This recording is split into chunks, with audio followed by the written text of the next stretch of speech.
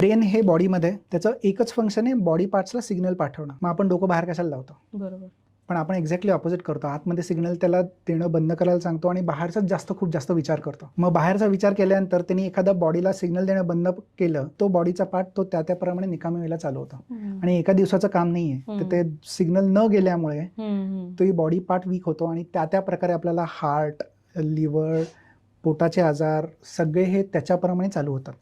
Paralysis आणि cancer हे सगळ्यात मोठं चुकीचे विचार किंवा ओव्हर थिंकिंग हे झाल्यामुळेच होतात.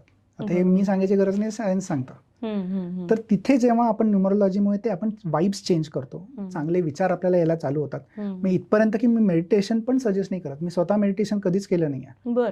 मला जमलंच नाही, कारण माझे थॉट्सच एवढे क्लिअरली अलाइंड आहेत की मला त्या प्रकारचे मेडिटेशन करायचे. What is meditation? Basically clear thoughts, clarity of thoughts. ते जर का तुम्हाला व्यवस्थित येत असेल किंवा तुम्ही आलेल्या थॉट्सला कसं डिफ्लेक्ट करायचं हे ऑटोमॅटिक मोडवरती गेलात ना, की तुमचा ब्रेन हा फक्त तुमच्या बॉडीवरतीच कामाला लागतो. बरोबर. बाहेरचा विचार करायची गरजच नाहीये. आता नवीन सायन्स सांगता heart is the new brain. आणि मी केव्हापासून सांगत आलो की इथनं विचार करा, इथनं विचार करूच नका. त्याला फक्त एकच काम आहे, बॉडीचा पार्ट, बॉडी सांभाळणं. कशाला त्याला दुसऱ्या कामाला लावतं?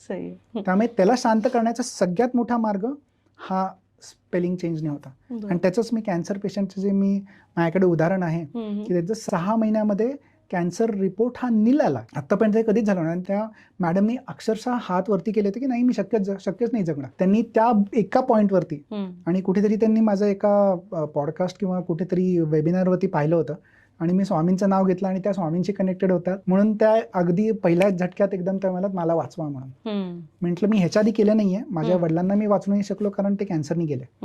कारण ही इज माय गुरु. त्यांनी माझं स्पेलिंग चेंज केलं होतं, मी त्यांचं नाही करू शकलो.